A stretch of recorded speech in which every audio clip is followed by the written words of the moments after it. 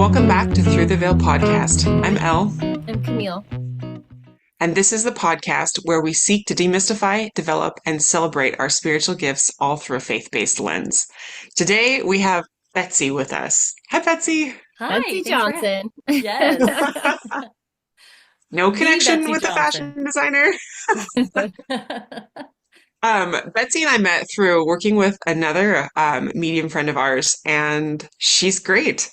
We just happened to fortuitously overlap emails, I guess. We had been talking about a topic which happens to be Betsy's specialty, It is. and she emailed me that day asking if like I wanted to take a class on it with her. And I was like, this is too good to be true. The universe is up to something. hmm Um, it brings us here. Betsy, do you want to introduce yourself a little bit? Yeah, so I'm Betsy Johnson. I live in Southern California, and I am a psychic medium, both connecting to people on the other side as well as animals on the other side. And I'm also able to connect with living animals as well through the same channel.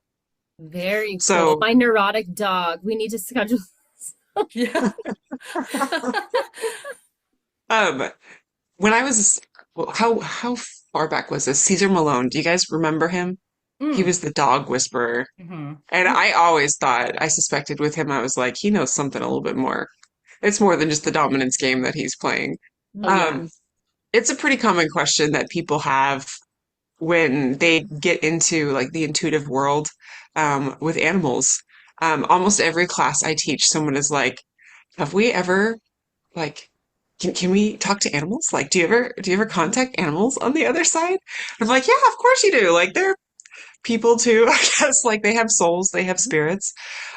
So why would you not be able to? And sometimes I throw my students a curveball and surprise them with an animal reading in the middle of class. But Nice. breakthroughs always happen. But it is kind of a niche. It is kind of a niche world to get into. How did you stumble into that, Yeah. Betsy? I literally stumbled into it. So I'm a fairly new medium. I'm just coming up on my 2-year anniversary of when I went public with doing mediumship readings for people. And I was trained and started just connecting with people on the other side. And I was probably about 6 months into it, and I was doing a Zoom reading for a friend who I was comfortable with. And I was connecting with her family, and all of a sudden, her dog, who I recognized from a photo, came in and like started giving me messages. And because it was somebody I was comfortable with, I'm like, okay, your dog is like communicating with me. Are you okay if I tap into this? And she's like, go for it. And so I just started giving her the evidence from this dog, just like I do with loved ones on the other side. And she was like, yep, yep, yep. And it was like, whoa, like I guess I can talk to animals now. So I'm the kind of person where it's like I'll try anything and just you never know what you're capable of until you try. And so I just reached out to some other past clients and practiced with their animals, and it just very naturally came to me. I also had a medium in the past say that they saw me working with animals and that they saw like a lineup of a whole bunch of animals waiting for me, which was a little intimidating. But once I tapped into it, it just same with mediumship. It just feels so natural to me. Like this is who I am. This is what I'm here to do. And it has just been such a fun journey because I still do mediumship readings, regular mediumship readings, but the majority of my clients are animals, whether it's for past animals or living animals. And it's just so much fun and it's so interesting because I do horses, dogs, cats, you name it. And animals, just like people, are super unique and have a lot to say. Yeah, that's really interesting. Are you generally just like an animal lover? Because No. what? Really? Okay, What? That just blew my mind. I'm like, she must be like one of those animal people who just like, it's just a natural Good with tangent. animals. Loves Right. animals. No, it's funny. I wasn't always an animal or I wasn't an animal person before. I will say that I do have a dog that I got about 7 years ago, and it almost like cracked open a part of my heart is how I would explain it. Like Okay. I used to swear to my kids up and down, no, we will never have a dog. It's not going to happen. No. But some things kind of aligned. I saw this dog, I fell in love, and I just knew. It's that intuitive knowing, like I'm supposed to have this dog. And now we have two dogs. And I, my love for animals is like so big now that it's like looking back, I'm like I've been missing Where out all was these it? years. Yeah. Yeah. So I think it's just come in full Wow. force now. So it's like any animal, my heart goes out to them for sure. I feel them in a different way. Yeah.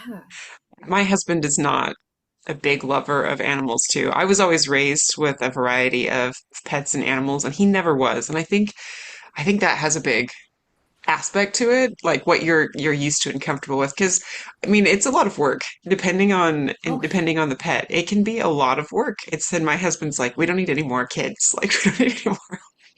Yeah. So My two I think that's dogs a are, real thing. yeah. My two dogs are like my two kids now because my kids are a bit older. So they're my babies. So I want to back up a little bit. How did you Yeah. even get into mediumship? Is this something you already had an affinity for? Like you were getting messages from loved ones already on your own? Why did you No. decide to even go into this line of work? How did that come to be? Again, I did not think I'd be able to do this. I've always felt like I've been very intuitive my entire life. I've always, I would pick up on things or sense things and know them before they happen, but not understand why. And it wasn't until, so my mother passed in 2021, the end of 2021.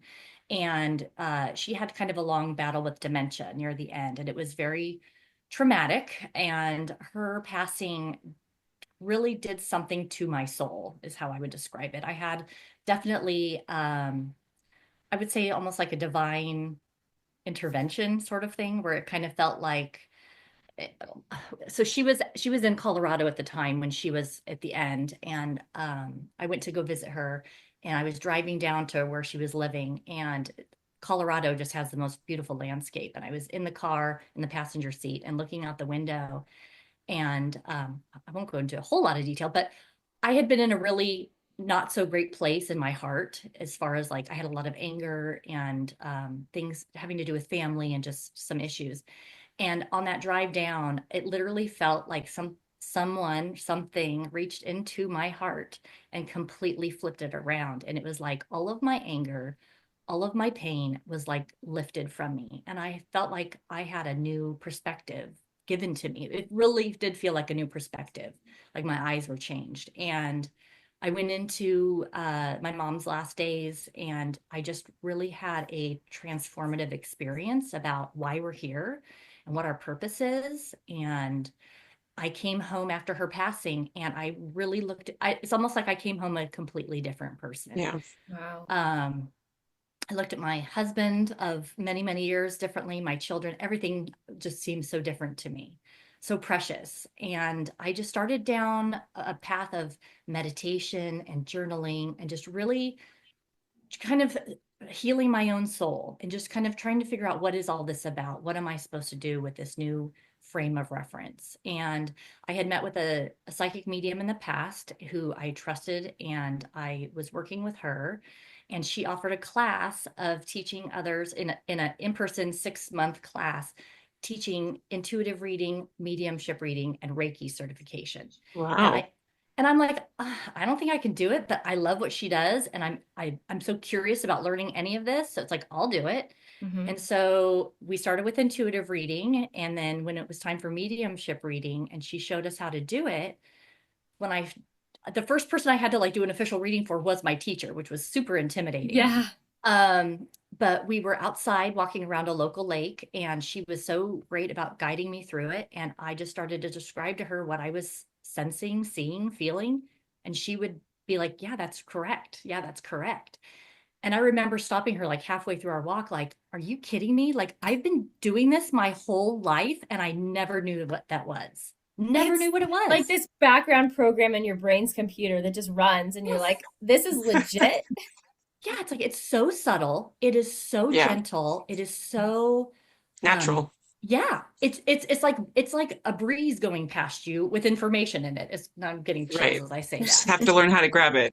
That's probably with my own Yes. students, that's probably like my courses are usually around 8 weeks long, and right about week probably 6 or 7, they're like, is this really all it is? Yeah. Because I thought it was something way more. I was like, Hmm. it's not enough for you? And they're like, that's what I mean. Like, it's just, I thought it would be more complicated. I was like, Yeah. it's the most natural thing in the world. Yeah. You're a soul, they're a soul. They're just talking to you. Like, it's just really that simple. And they're like, Yeah. there's a huge, I think, miscommunication, misinformation maybe about what people think happens. Like, it's not magic. Like, it's not No. spell casting and like Sorcery. it's Yeah. not crazy. It's really, when you think about it, it's just the most natural thing in the world. We're all still very connected. No matter where you believe someone is going, they still exist and they still love you, right? We're still very invested in them and they are in us. So Yep. yeah, I think it just makes a lot of sense. And I think that bleeds really easily into animal communication as well. Mm. I mean, they have a little soul and we have a slightly bigger soul. So Yeah. like there's Yeah. still love there. There's still a creation of God. And I think we're all connected. It's all interconnected.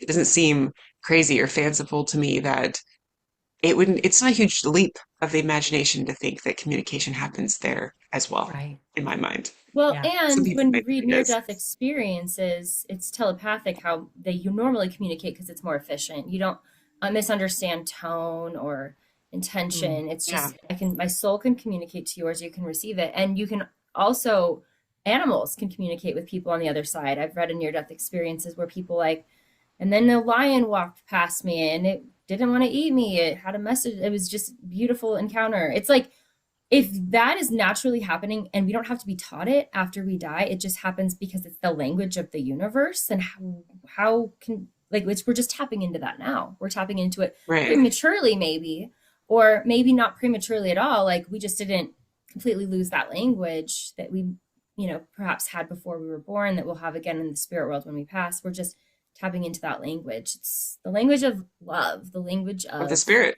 the Yeah. spirit. Of Yeah. the soul. Hmm. I love that you said that, Camille, because I've told people it's like I've been speaking a different language my whole life, and now I know what it means. Like now I know how to, like, someone can talk back to me with that language. Yeah. And like you were saying, Elle, like it's always been here, it's always going to be here, and it's always available to us. It's just about us getting ourselves in the right frame of mind and openness in our heart to be able to tap into it and understand it and receive it. Yeah.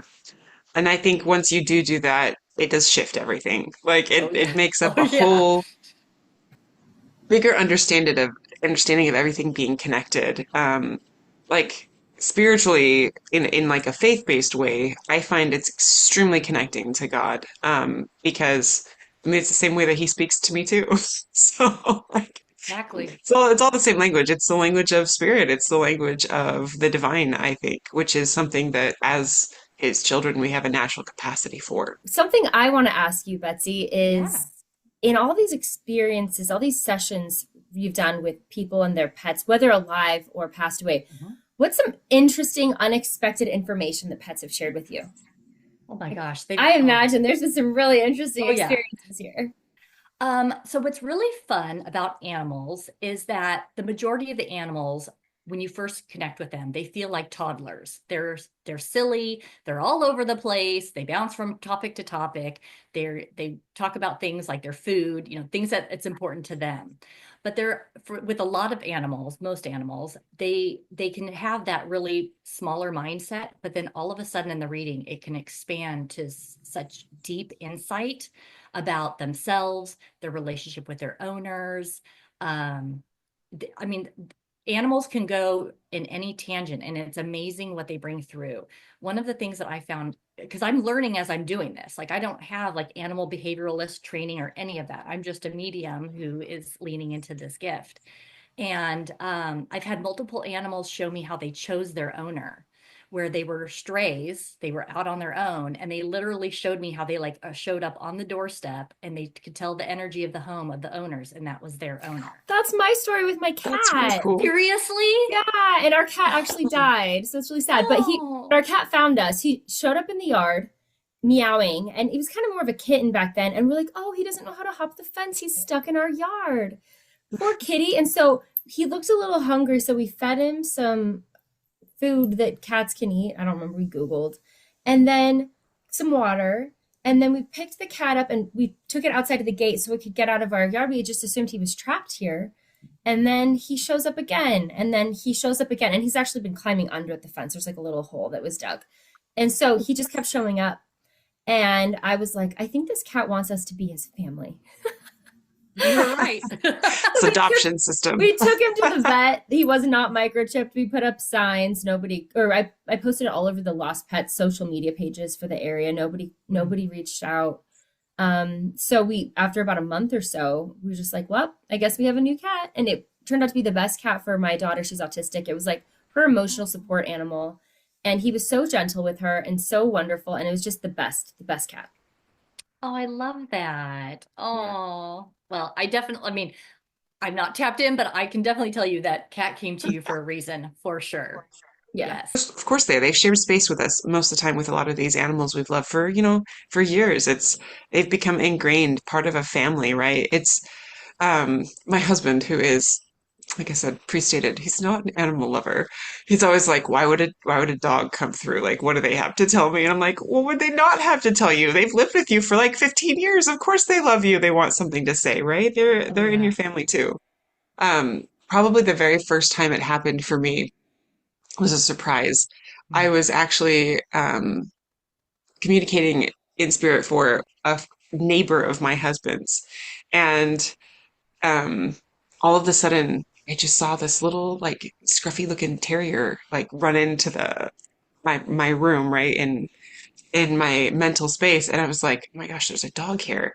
Do you have a dog that has passed? And the description that I gave her was so accurate. This woman that I was communicating or talking to, she was walking through a room, and her husband looks up and he goes, "Is that Merlin?" She was like, "Yes, I think so." And he was telling me all about his limp in his leg and the medication they had to give him every single day, and like meeting him on the driveway, like every time they go home from work, and like all these specific things. And it was hilarious to me because her husband perked up and she was passing through the room. She's like, "Is she talking to Merlin?"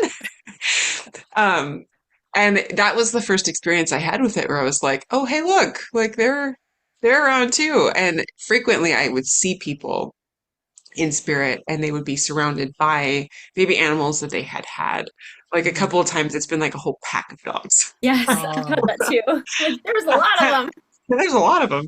You must have been an animal person. But I think that was the first time that an animal had come and approached me. And mhm. so it's a little eye-opening. And I do appreciate and love whenever something expands your frame of reference. Like you were saying before, Betsy, it's like, well, why would that not be possible? Maybe Yeah. just because I thought it wasn't. Yeah. Yeah. And it's like, and I say this over and over, it's like, you don't know what you're capable of until you try. So it's like if Right. somebody says, oh, I could never be a medium. Well, you haven't tried. Like if you put in the work, you might be able to, it's kind of like any other skill. It takes practice and dedication. Yeah. Mm. Yeah. And there's a learning curve, but Oh, yeah. once you can get it down, it's really no, it's like different flavors, I guess, for me. It's like people are maybe, I don't know, that umami flavor and then animals are something sweet, right? It's just Yeah. like a different palette, different texture, different color Yeah. that you're using. People will often ask me, what's the difference between like a human spirit and an animal spirit? And I'm like, well, there's not real, we're all spirit matter, right? If you're gonna take it down to like the physical level of the breakdown of the matter that it is, it's just a different substance. It's like just a different level of matter, maybe. And so it really feels like a person. It's maybe more Yeah. simple, not in a bad way, just Right. like less complicated. Like they don't Very need to much. have the level of an intensity or nuance that maybe we need to have. I think a toddler is a really good way to describe that, the way that Mhm. you did. Like Mm-hmm. it comes in very childlike, very Mhm. innocent, very pure, Playful. maybe with, yeah, maybe with a little bit more with purified needs, maybe Yeah. feelings and messaging. What is the most interesting animal connection that you've made? Oh, let's see, the most interesting. Oh my gosh, they're all Or so one of the interesting. most interesting. One of the most interesting was actually probably one of the hardest ones I've ever done. And it was with a client who had a dog who I had done a reading with before. And they came back to me when it was time for this dog to transition to the other side. And they came to me to tap into the dog's energy to see how the dog was feeling, what the dog wanted. Because as with many animal owners, the decision to let your animal pass the other side it's a heart-wrenching decision. You don't know if you're making the right choice on your animal's behalf because they can't tell you what they want. Um, and that was probably, it was a very vulnerable reading, but it was also, I felt so honored that they trusted me to connect on their behalf. And so I had to be as clear of a channel as I could with this dog. Mm. And they told me what the options were on their side. The client said what their options were. And I presented them to the dog. And the dog was like, so they said, like, we could do it tomorrow if we go to this location, but we don't like this location, or we could do it Monday here, or we can wait till Wednesday and have so and so come to our house. Those are our options. And the dog's like, I can wait till Wednesday. I can wait till Wednesday. And I'm sitting here thinking, like, if I tell them their dog is saying I can wait till Wednesday, and they don't think that's like, we always have to get our minds out of it, which is really the hardest part. But it's like the dog said, like, I can wait till Wednesday. And they had such an upbeat feeling about it. So I had to be very careful about giving that Yeah, information to them. And I had to say, like, at the end of the day, this is your dog, your decision. You have to make the right choice when it's the right time and you feel it. But fast forward, the dog did wait till Wednesday and it all worked out perfect. Like, they got back to me and they're like, it happened exactly like you said. Like, she waited till Wednesday. It was beautiful. And it was like, it was the hardest reading I've ever done because of the gravity of the situation, right. but it also was probably like the most beautiful because I was able to let the dog share what their wishes were, like what they what Yeah. they what they wanted beforehand, those sorts of things. I think one of the things we talk about a lot on this podcast is that ethically, you have to be top notch to do Right. any of this work. It's really Oh, important. absolutely. It is the Yeah, number one thing. But that's number one. Like, and that's just kind of like who I am too. It's like I have to be 100% honest and authentic, right. and whether I like what's coming through or not. And that's not always easy. Hmm. Yeah. I think it was Mavis Patilla that used to talk about um, someday, we'll all get to the other side and we will have to answer to all of those people that we Yes. communicated for. And I'm like, Absolutely. that thought is incredibly sobering, right? Big It's like, responsibility. So one thing I do whenever I'm working with a client and I do get like medical information or behavioral information, if it's something that I'm not 100%, well, regardless of what it is, I always say to them, like, this is what I'm like you said, this is what I'm getting. Check with your vet, or check with the Mm. animal behavioralist, because I always do the disclaimer, like, I'm not a veterinarian, I'm not an animal behavioralist or a trainer, I'm a medium. So like the information I'm getting, like, I can't tell you, how to fix a certain behavior, but I can tell you perhaps what's behind it, or their motivation, or what they're trying to accomplish with that behavior. And then you can take that to a trainer or a behavioralist and kind of work with that to correct that behavior or right. change that behavior. Right. Like a It's in, specialist. You're a Yeah, yeah. specialist. I'm a specialist. You work within your niche and you don't work within somebody else's niche. You're not going to take a dog to a psychologist in order to, No, I don't know, teach to fix a broken leg. Like, that's not, right. Yeah. you have your own niche. Yep. Do you typically work with more animals that are living versus ones that have passed? Or is it about a 50-50 split? You know, it's probably close to 50-50. Um, Probably more living animals I was because I gonna just feel, say, because like if my yeah, dog's acting out, it's like, why? Why is he doing this? Why is he so anxious? What's going on? Right? Like you yeah, want to know so you can help the animal. yeah. And what's interesting is the animal, so I call animal mediumship is for past animals, and I call living animals animal communication. And I do find it fascinating that with animal communication, a lot of times people come in and they perhaps never had an experience with a medium before. So I have to really educate them before we get started, because it's like, this isn't just going to be like, oh, they like this treat and this ball and they love it when you rub their belly. No, they're going deep. Like, they're going to show you all kinds of things about like their past and things they like and dislike. Like, once you open up, there's a whole lot of information that these animals are going to bring through that's pertinent to whatever's going on with them. So I think a lot of people are sometimes their minds are kind of blown by what comes through and what evidence comes through from their animals. Because Mm. um, which and also kind of a side topic is it's interesting when I tell people what I do, a lot of people are taken aback by the mediumistic part of connecting with people on the other side. But then when I mention the animals, they're very comfortable with it or like, oh, That's that's interesting. cool. And I'm like, wait, you think it's okay that I can talk to animals that can't talk on their own? But like it to me, it just seems so funny that they're comfortable with the animal part when animals can't even talk, but they're not okay with the people. Anyways, I think that's kind of funny to me. Yeah. Yeah. It's funny, almost hypocritical. Like, well, it's all just communication. Yeah. Um, Yeah. Yeah. we have a dog who is a funny little creature. And we got him, my son passed away unexpectedly like 7 years ago. And so we got the dog a month later. I wasn't planning Mm. on getting a dog, but my daughter was like, can we please go see the puppies? That kind of thing. And so we ended up getting a dog. Um, and then a year later, I ended up having a baby. And our dog was so neurotic and insecure after I brought that baby home for like 2 months. He was like also kind of a guard for the baby. He could sense the baby's Mm. vulnerability. But then he was so sad that he wasn't getting like the attention he wanted. And it was just like he would mope and he was like grieving the fact that he had lost his Mm. place in the family. Um, Oh yeah. and my baby now, he's 5, but my friend came over with her baby a couple weeks ago, and my dog was like insecure again, like, how does this affect my Not place? again. There's a baby. I don't know who I am anymore. Oh, that's so funny.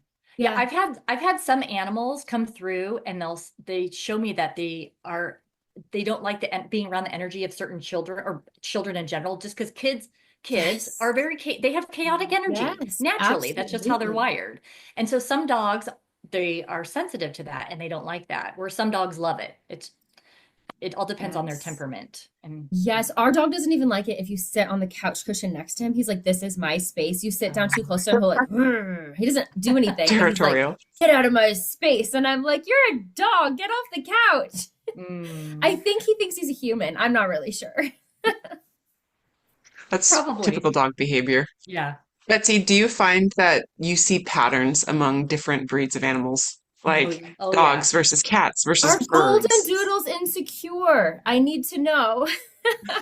Okay, I will say golden doodles, they're a lot. I They're a know. He's handful. like freaking like this like special needs. I'm like, I already have hard kids. I don't need you to be hard Yeah. too. They have a special energy about them, a wildness to them, for An sure. entitlement, I feel. Sometimes, yeah. What's I when people ask me about the different animals, I always say that if I had to put them like in a hierarchy, I put horses at the top. Horses are Mm, so wise, Hmm. so insightful, so deep feeling. And so like connecting with them, it's almost like I'm connecting with like, I mean, even though they can have very childlike qualities, it's almost like the feeling of their spirit has like a deeper wisdom to it. yeah. Yes. Um, The and then after grandfather. Yes, yeah. Like you listen to them because you know that that's very wise. Dogs would probably be next just because of how connected they are with their humans Hmm. and how in tune they are energetically is also with their humans. And then below that, I would say cats. Sorry, cats, no shade, but cats can be finicky and aloof. So they're not as forthcoming sometimes with their information as like dogs and horses are. Mm. I could see why dogs are very communicative with, because I feel like some dogs really do like they have these souls where they're very much like people. They just have a lot to Yeah. Oh say. They're yeah. expressive. Like you can tell Yeah. when they're Yeah. happy or sad. They're like cartoon characters. They're expressive. And so they have a lot to say. I think sometimes cats can be that way. My brothers had some pretty awesome cats. Our cat was really great. But then our new cat, she's like not as developed. Like her Just soul, lukewarm. she's just not, she, the wisdom from my other cat. And we've had like my one daughter has seen our other cat a few times. Like I've had experiences connecting to our cat after he died. Like what a gem of a cat. Like we got so lucky. Our new cat, she's like a lower tier. She's I more always worried say about herself than anyone else. You know what I mean? That's hilarious. So Um, I think you guys would agree. Like when I connect with an animal spirit, it's kind of like a human spirit. Like they all have very unique personalities. Some are really outgoing and talkative, and some are timid and shy. So it's mhm. you just have to work with the energy of that particular animal because they're very different, just like Yeah. It's humans. almost like a culture is what I found. It's like, if you're talking to somebody who's American, they're going to be different than somebody who's French or Italian Yeah. or Mm. South American, like Mexican versus Argentine versus Chinese versus Indian, it feels like maybe there is some kind of like sociality, some kind of culture that is intrinsic in their breed that comes through. Yeah. I oftentimes, if you take my class in the future, anyone listening, don't share this information with everyone else. Oftentimes, if I spring an animal communication, animal reading onto my students, it will be my one of my horses. And Oh. he always comes through with that very like grandfatherly presence. I think the first time I actually did this was with you guys, Camille, and Yeah, I um, remember. one of one of the other people, one of the other students at the time, she had kind of been not exactly struggling, but she was trying to find her speed, her stride, right? And connecting with this horse was like her moment. She was like, "Oh my Mm. gosh, I get it now. Like I get it now." And I do feel like that, particularly with horses. There is some kind of like enlightenment or wisdom. It's like slower paced and understanding and deeply moving, which I mean it makes sense. You think about, I don't know, there's some kind of magic about a horse. There's a reason we use them as healing animals, right? Mhm. Like therapy animals and stuff. In the same with dogs. And I think it's because they're so connected and they connect in a very specific way, which I think you can get with all animals because they're individuals, Mhm. like you're saying, Betsy. Yeah. Some people feel very in tune with their birds, and I don't understand, but some people really do. Parrots Yeah. live for like 60 years, so how can you not get connected to your parrot, right? Yeah. Yeah. Um, but there is something about certain breeds, maybe dogs, horses, that have more of an attentiveness for humanity, Hmm. I feel. Hmm. They're Hmm. very aware of us and they feel that need and that purpose for the connection with us as well.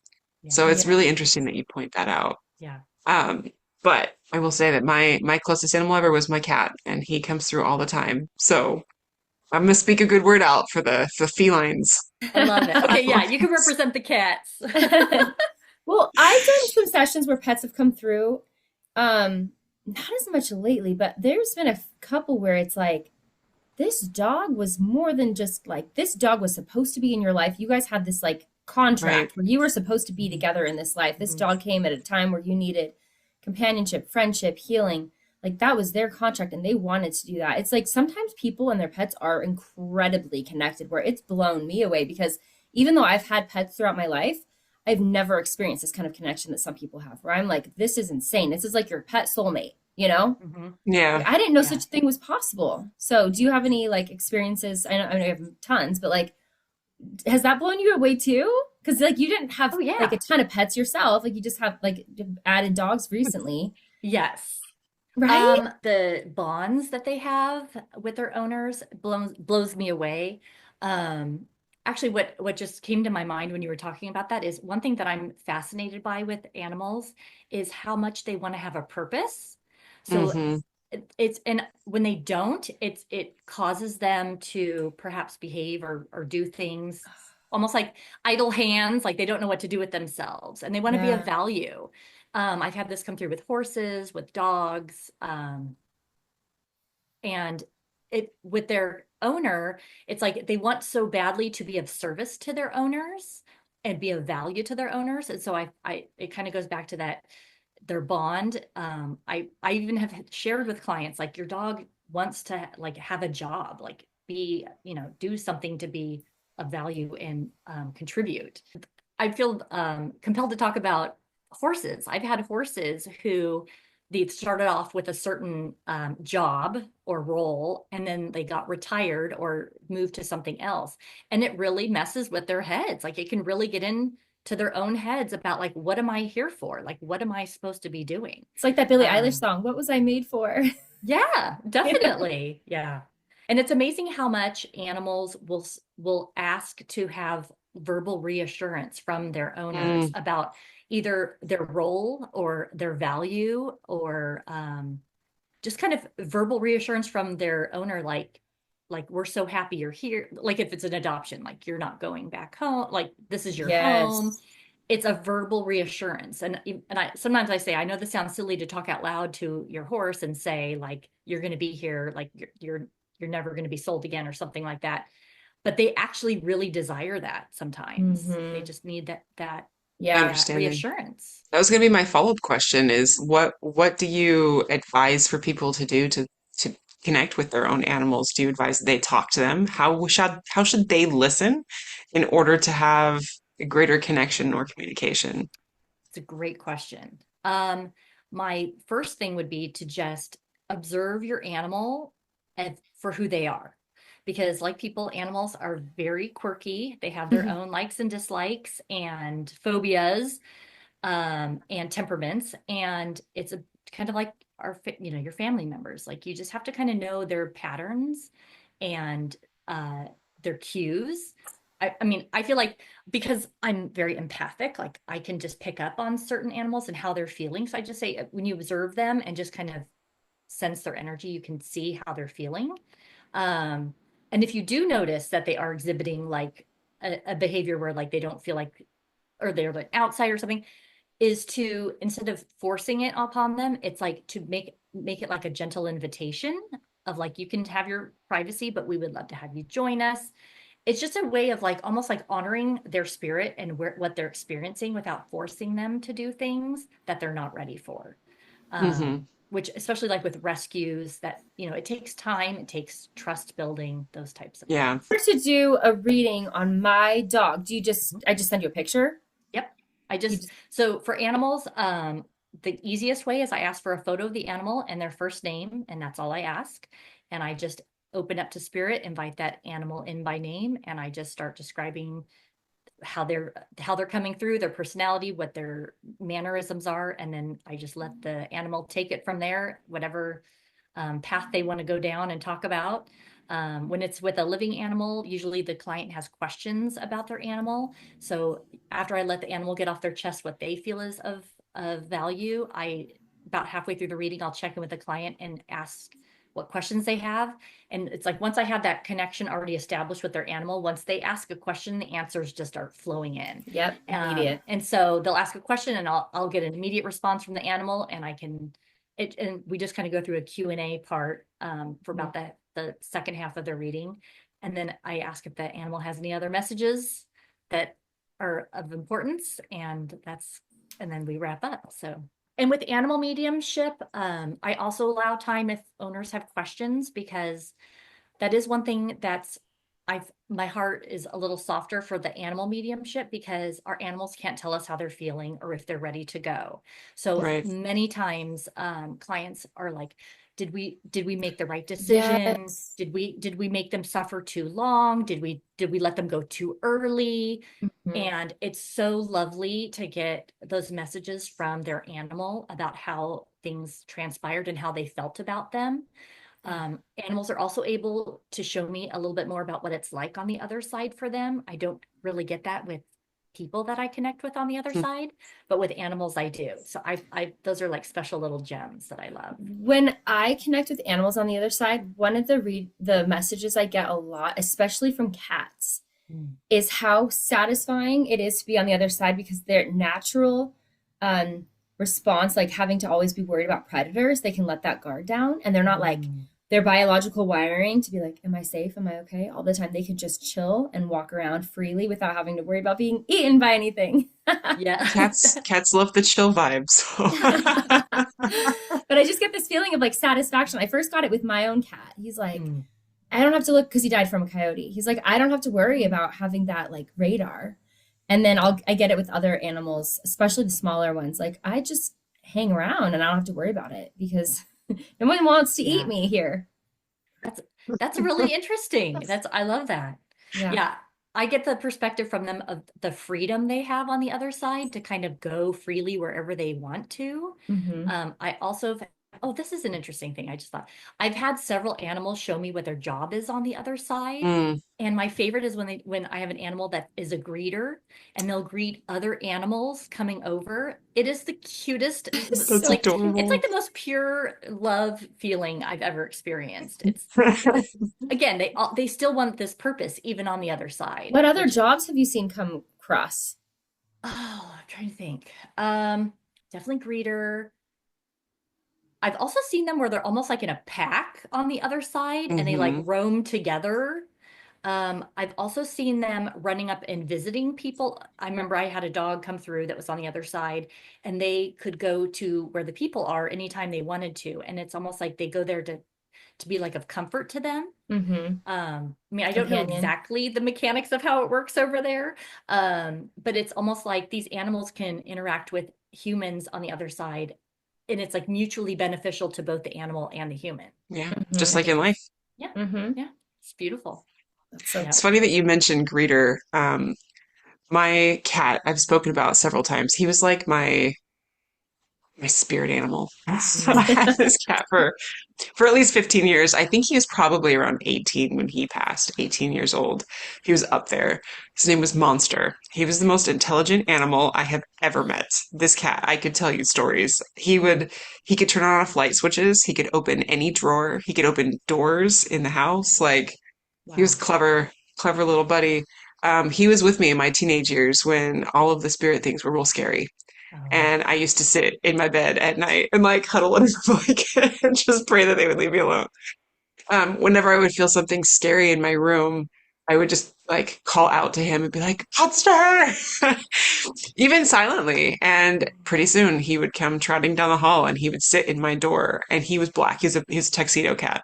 Oh. And he had these huge, cute. insane green eyes. He was insane, like clinically speaking. He Mm. was not well in the head. It was Oh. very interesting. He was born in a car in like the middle of July, and it was like 100 degrees in the car. So Oh. his brain was a little scrambled. He Oh. was one of two kittens that survived. All of them passed. His mother, all of the rest of the litter cooked to death. But Oh. somehow he and this other kitten were found by my grandmother and saved at the last moment. And then he had a stint where she sent him to my great aunt in Oregon, and he got outside and he was gone missing for like a week and a half, and he came back missing this much of his tail, all wild-eyed. Had this crazy journey experience. Oh no. He's an interesting fellow.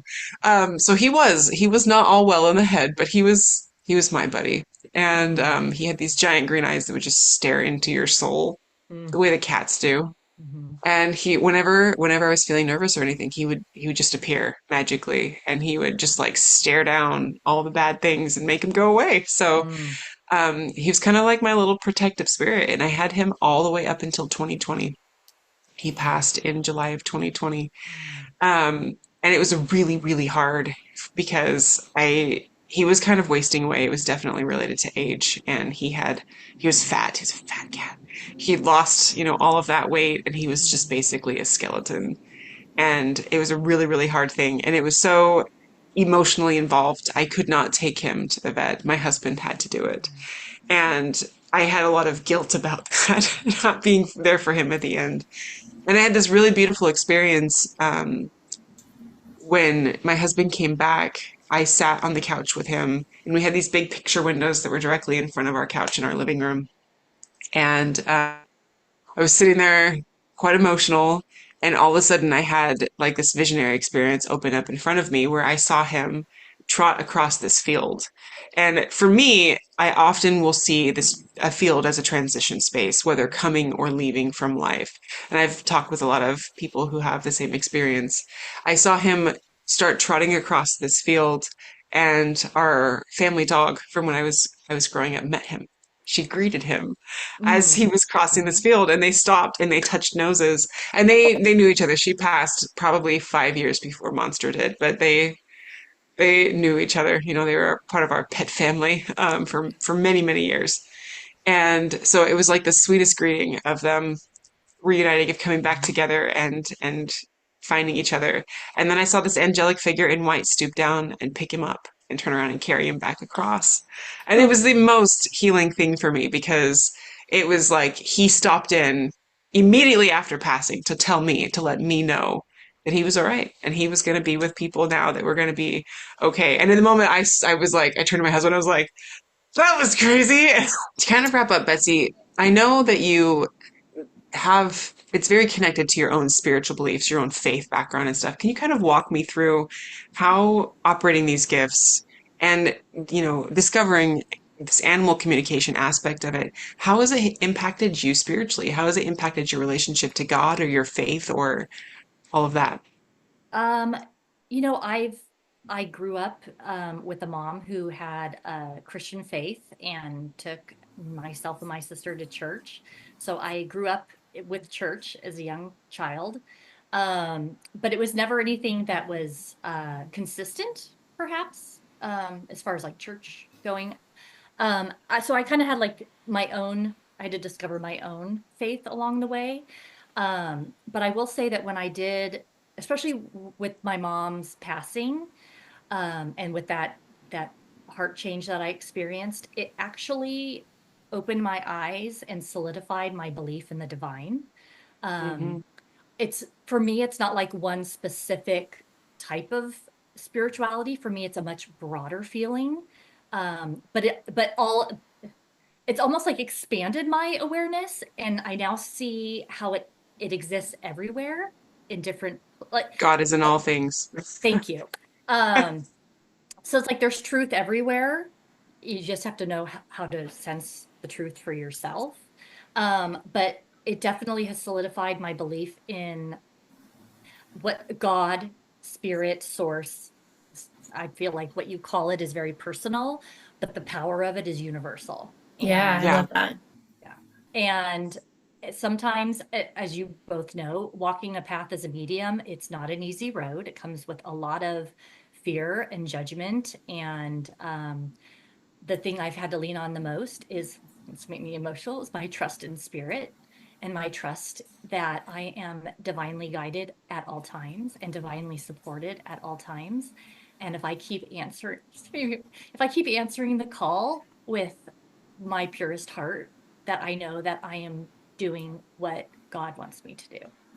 That's And so beautiful. I just step forward with that faith every day. And it may not look like what most people think it should look like, but it's the faith for me. So Yeah. I love this. I'm so honored to have been called to this type of work in this lifetime. And it's a gift. It's absolutely a gift from above, is how I'd say I view this. I love that. And I think people could probably see that purity of intent. Um, and that matters when you operate within these gifts and these tools. Right. So, Yeah. I was just thinking the same thing. I'm just a regular mom, dog mom, you know. I do all the normal thing, like I do the dishes and then I go talk to spirit and then I go fold the laundry and then I talk to a dog in spirit. So it's like it's just very much it's become interwoven into just my day-to-day life. I, I think you guys would both agree that it's a big lesson in trust. We have to trust in yes. spirit because they trust in us. Yeah, And so it's a relationship that I take very seriously and I'm very honored to have. I love that. Betsy, how can people find you? How can they contact you? How can they book with you? How can they access you and all that you Me. are? So my company is Beyond with Betsy. So my website is beyondwithbetsy.com. I'm also on Instagram, same Beyond with Betsy handle. And they can book through my website or contact me through Instagram. I'm also on Facebook. And yeah, you can learn more about me through there. Awesome. We will put those links in the information below as well if you Thank are you. like me and you can't remember them to save your life after you finish this podcast Although your episode. handle is very clever. Beyond with Betsy, I It really is. It's real cute. I like I that. love Thank it. A lot you. of Thank consonants you. there. Yeah, Yeah. I, Um, yeah, I always say that as I chose that name because the spirit world is beyond what you could even imagine. yeah, It's just beyond what you can even fathom. Thank you guys for joining us. We are always findable through the same sources. We have our website, which is throughtheveilepodcast.com. You can learn more about Camille and I on our website, as well as have a link to our Facebook page if you want to join the community, participate. You can find all of our offerings there as well. Usually we post and meet a lot of really amazing, like-minded people. And as always, tune in next time for a great conversation. Thanks Thank for you for being having here. me. Thank you. So nice to meet you, Betsy. So nice to meet you too. Thank you so much. Bye, everybody. Bye.